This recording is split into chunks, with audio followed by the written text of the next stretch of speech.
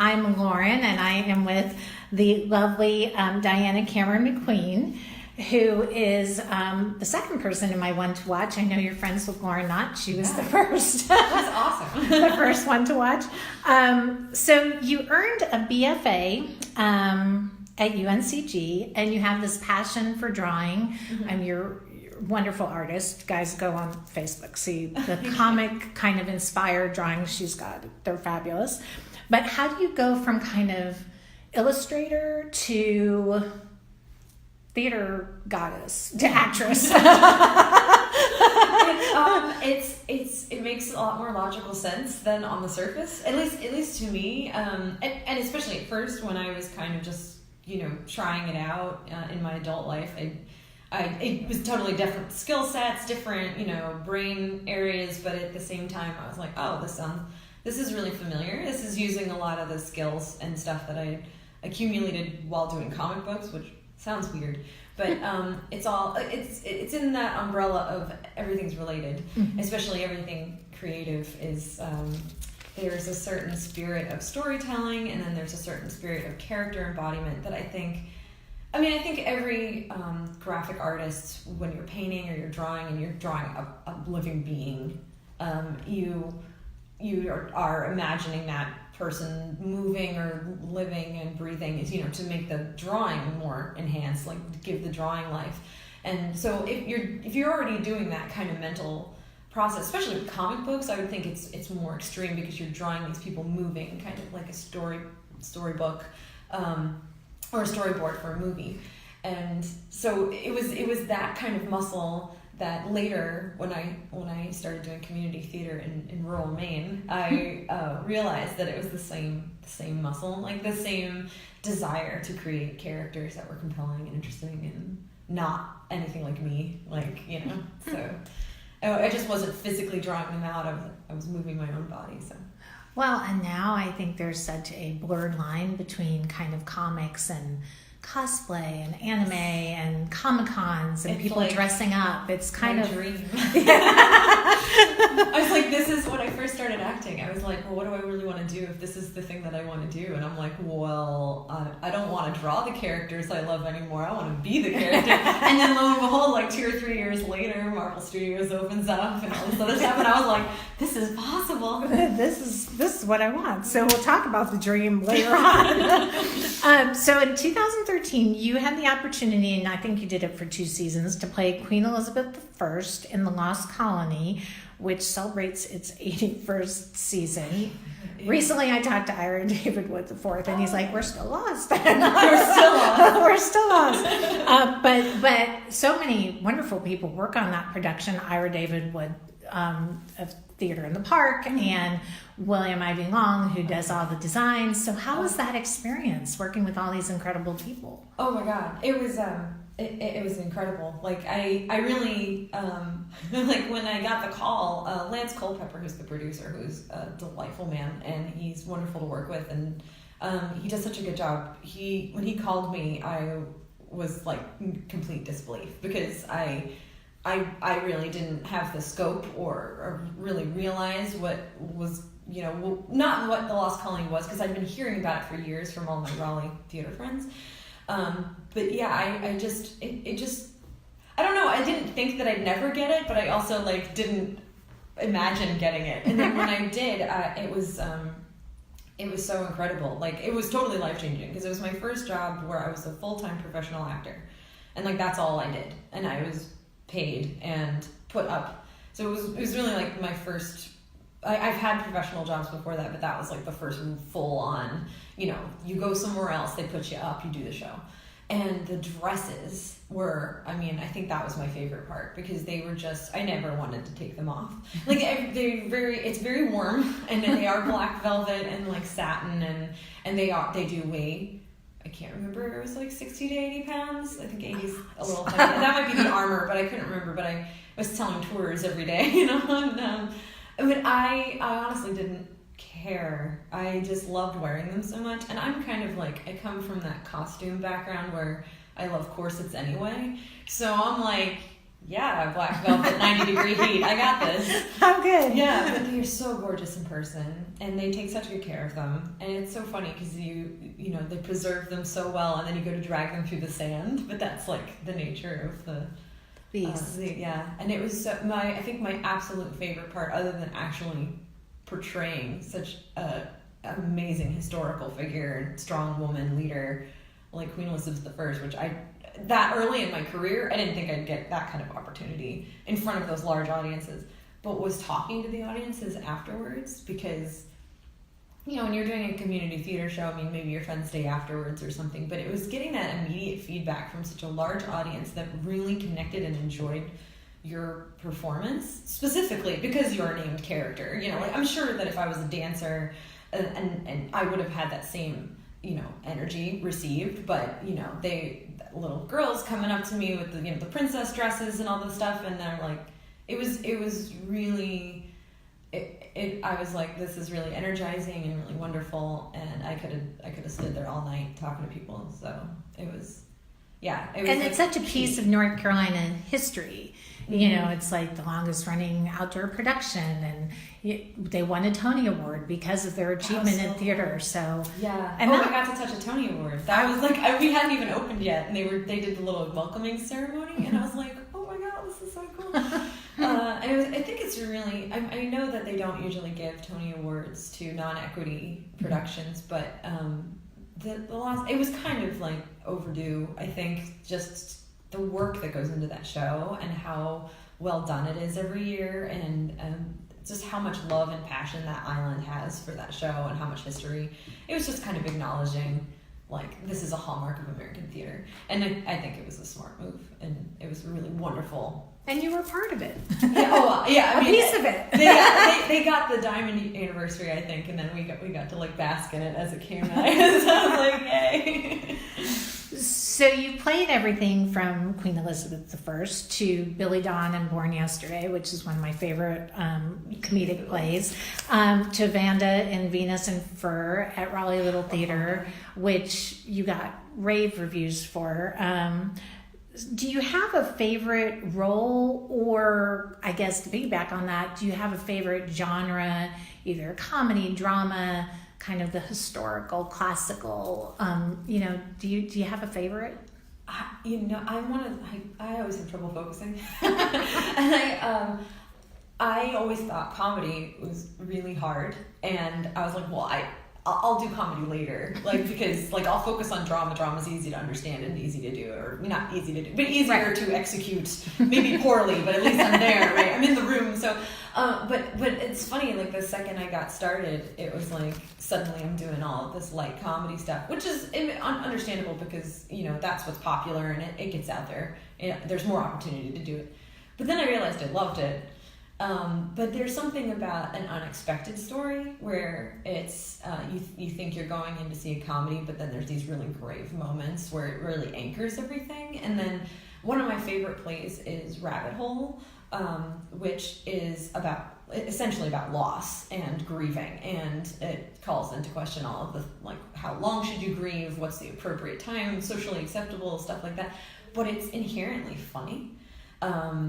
In certain areas, not even just for comic relief, but just like the human condition. And so there's all these wonderfully heartbreaking moments coupled with these like hilarious moments where it's like you have to laugh or you'll cry kind of thing. And it's so well written that it's stuff like that. So like when Venus and Fur came along and I read that play, I read it again immediately, and I read it again, and I read it again, and I read it again, and I like looked at my friend, and I'm like, I have to be in this show, because like this is everything I love about theater, about character. It was switching characters. It was, you know, funny. It was scary. It was like a suspense mystery wrapped in a comedy, also wrapped in drama. It was, oh God, it was so, something like that rarely comes along, but I would say that's my favorite thing. Like if it catches the audience off guard. Nice. Well, aside from studying at UNCG, you also studied voice coach. You studied voice at the North Carolina Theater Conservatory. I read on your, which is so great. I'm interviewing Tito Hernandez, the dance person over there this afternoon. And now you have this amazing opportunity to study with the Shakespeare Theater Company in DC at George Washington, right? GW. Yeah. Tell me a little bit about that opportunity, how that opportunity came along, and truly how special it is, really. Absolutely. It's still a little like not real. Mostly because I knew about the program a couple of years ago. I'd been kind of applying to grad schools here and there, like not really seriously for a couple of years, and like thinking like this is the next step I need to take. So I didn't really cast a wide net. I auditioned at some local schools, and then I really tried. I really went to like ERDAs, which were in Chicago when I went, and that shows you to like 50 schools at once, and you do like one minute, one monologue, boom, you're done. You get callbacks, and I auditioned for a couple other schools, but I was primarily looking for a professional actor training environment, because that's something I hadn't had before, and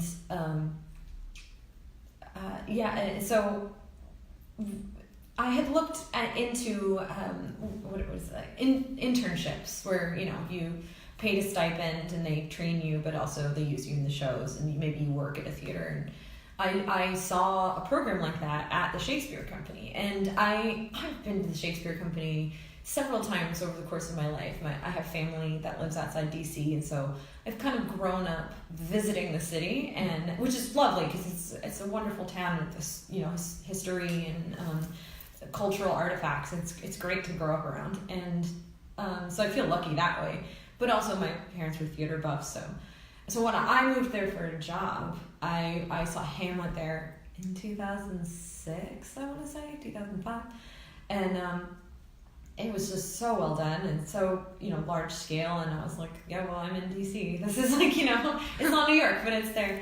And so years later, when I'm an actor, I'm thinking, and I'm like, oh, well, I applied, but I didn't really get anything back. But again, it was several years ago, so I might not have been ready. And but then I'm studying with an acting coach in order to apply for programs this year, and he mentioned like if you like Shakespeare at all, you should definitely check out the program I'm in now. And I was like, oh, okay, but after years of striking out, I'm like, oh, but I don't want to, I want to play it safe. And he's like, oh, just give it a shot. And I'm like, okay. So the funny thing is that their auditions fell on the same day as another school that I really, really wanted to go to. And so I was like, well, this is my long shot. I don't want to screw up my medium shot for the craziness. So I somehow got them scheduled where I had that day for the school I wanted to go to, and then the crazy long shot I had to go to Atlanta for. So I just, scheduled a trip with a friend and went down there the next weekend and auditioned for them. And Alec Wilde was there. He's the director of the program, as well as the movement coach, and she was lovely. And we did warm-up exercises, and then I did my 2 classical monologues. They were both Shakespeare. And then they did a small interview. And the whole time I'm thinking, oh yeah, well, this is lovely. It was lovely meeting you guys. And, thanks so much for your time. I'll get out of your hair. And then a few weeks later, they waitlisted me, and I was like, oh, that's very smart. That's sweet. I thank you for that. It was a compliment. I was like, oh, okay, wow, I've never been waitlisted anywhere. Okay, great. But I kept myself on the wait list because I was just kind of like curious, because they said until July they were going to keep it open.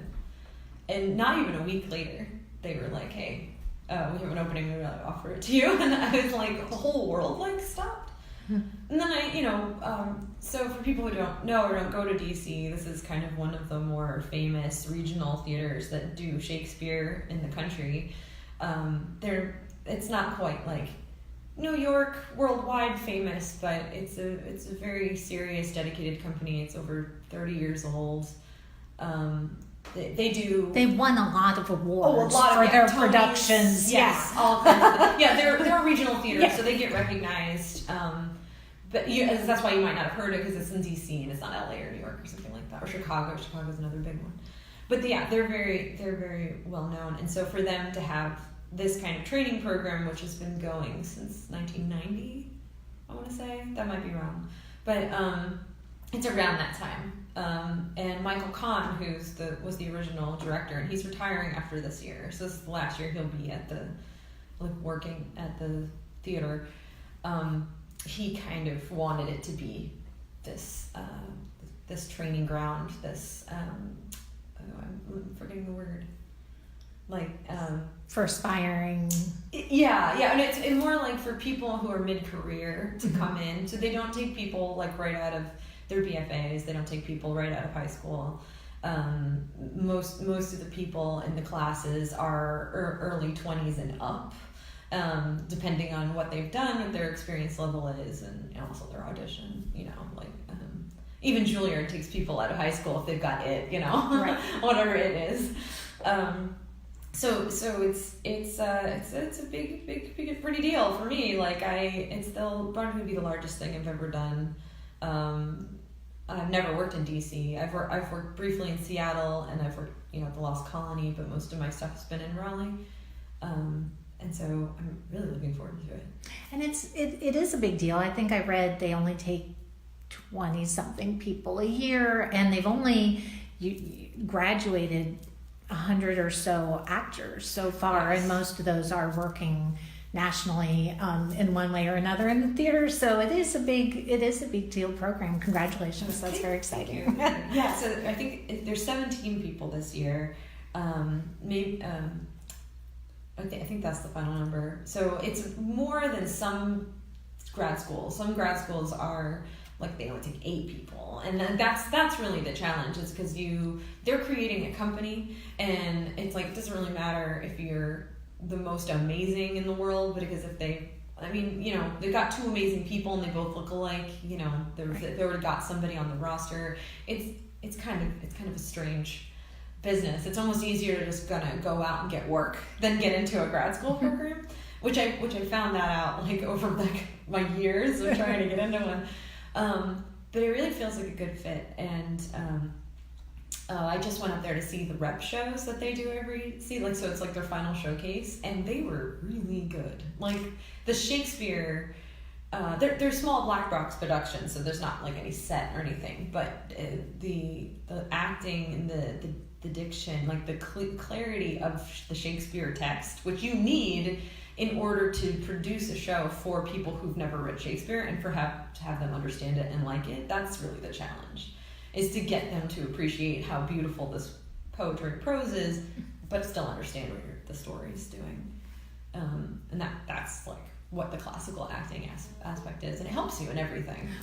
Well, and having gone this past weekend to see their shows, were you looking at it through a little bit of a different lens now that you've been accepted and you know that this is kind of your future? You're going to be a part of this now? Yeah, I definitely, I had to get over my excitement and put on my critical thinking hat, because I was all right, if these are bad, I'm gonna, I might not do that, but I didn't think they could possibly be bad. After it's a 1-year MFA program, and it's really intense, and I'm you're gonna learn stuff, and it's really intense, really good training, and the reviews, people who've graduated and gone on to do Broadway and TV and all this stuff, and they said it's life-changing. They said it really changes your perspective of how to learn text, how to read intention, how to build character, and I was that sounds like a lot of fun. And so when I was looking at the performances, I was really trying to look at what they were doing and see, but I was so caught up in because I'm a theater goer, from childhood, so if I get swept away, I know that it's good. It's good. Yeah. So there were several people who were outstanding, but everybody was really solid, and it just helped. I'd also never seen Pericles before, or read it, actually. I don't know how I got away with that, but I've never read it or seen it, and it was just so wonderful and delightful, and there was ups and downs, and it's a very long story, but it was told just with this humor and heart, and I'm sounding like I'm gushing, but I was just so impressed, and just thinking about these people now going out and doing anything else, it's a really solid foundation, so I'm excited. And you being there a year from now, you're going to start in August, right? Mm-hmm. Your program starts in August, so conceivably a year from now, that's you. Yeah, that's what I was trying to imagine. I was like, oh my gosh, what if this is me now? Like, what if this is me now? And I'm like, oh my god, would I have done that? Would this is, But because it was just such a good show, I really got sucked right in, and so it made me more excited to get started. So I'm glad I went to see them, because I really didn't have a scope of the project. I just had like what people had told me, and I knew the Shakespeare Theater Company does amazing work, so I'm like, well, okay, but what does the school look like, Right. Now I'm a little bit more confident, a little more excited, and I'm ready to do it. So kind of what's the dream, once your program is finished? I know that you've directed for Women's Theater Festival. You've obviously performed for places like the Lost Colony and Raleigh Little Theater. You started your own theater company at one point. So kind of what is the dream once it's all said and done, a year from now or so? Oh man, yeah. Hopefully it starts then. Like just start right off.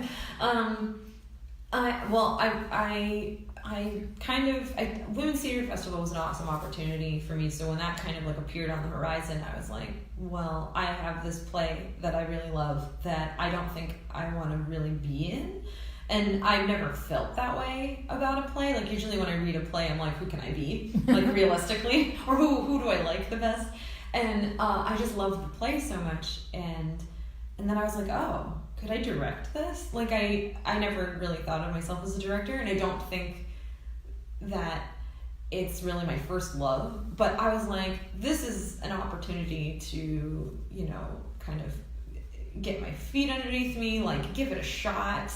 Realistically, see if I like it. And so I surrounded myself with a bunch of people who knew way more than me about everything. So if I failed, they would be like, I'm like, look, these guys are so good. And I had an outstanding cast. I couldn't believe my luck. Like the people I asked to be in it wanted to do it, and I was like, this is amazing. So I got really lucky. So it was an amazing, wonderful, happy, creative experience, and I'm really proud of it. But at the end of the day, it was like, I loved producing. I loved the scheduling meetings and the making decisions and the like getting the feedback and like mushing it together and like solving problems. And I didn't necessarily like getting into the play and creating the picture and like the thing. I didn't like want to rush up on stage and be an actor, because I already set myself up. Like that play was, I liked it from the outside, so that was safe. But and also because I'm an actor, like I tried to tell the actors like stuff that I thought that I'd want to hear, like for help, to communicate better. And I don't know if that was a successful thing, but it's all I had in my toolbox at the time. So it was a wonderful experience. But it really showed me that I liked producing. And so then my back of my brain, Fool for Love, started to kind of percolate. And I was like, I thought that was a role that I'd never ever get to do. And then I was like, well, why don't we just raise money like everyone else is doing and put a show on? Then I got like the crazy idea that, if I make my own company, then I can kind of use all of my previous graphic design experience and promotion experience and just keep it going like a full-time job while I'm acting on the side. That was not what was going to happen. But it's not that it couldn't have happened. It's just I realized shortly after that production was so wonderful, and we just had the best time, and everybody was having so much fun, and it was just like cloud nine the whole time. I couldn't believe it. So Fool for Love, just to kind of tell people, Fool for Love was the first production that your theater company did. Yes, and it was almost like a year later. So Women's Theater Festival for me was 2016, and that was the inaugural year. And then in 2017, I produced Fool for Love at the RDU high school stage, which was awesome because it was given to us. A friend works there. And they didn't do anything during the summer that summer, so we were like, thank you so much. It really worked out. We had really nice crowds for being out in the middle of nowhere. I attribute that to... You got good reviews. Yes, very, very. My friend Byron Woods, I read a review he wrote, and yes. He doesn't always write good reviews, but he did write a nice review of that. I value Byron highly because he is he's a critic, and he believes in the art of the critic, and so I saw that right away, and I really respect him, and so I always wanted him at my shows to kind of keep me in line. I always wanted to know what he thought, because even if I didn't see it, he'd see something. So that was a great experience. And then I went back to doing kind of community theater, and that's when I realized that it's like production. It is really fun, and I really like it, and I would love to do it again with like a project that isn't like, I would manage someone else's project. I think I could really do that well. But it really showed me that like acting was my first love, and that if I don't for the least try to make it my career, then I will definitely not be happy in life later. I'll be like, I could have tried. So this is me trying. That's so good. So where can people kind of follow your journey? And, obviously you're embarking on this fabulous year in DC with this company. So where can people kind of follow you and see what you're doing and how you're doing as you move away and go to DC? Hopefully I'll be back, because I have family here and I love Raleigh. So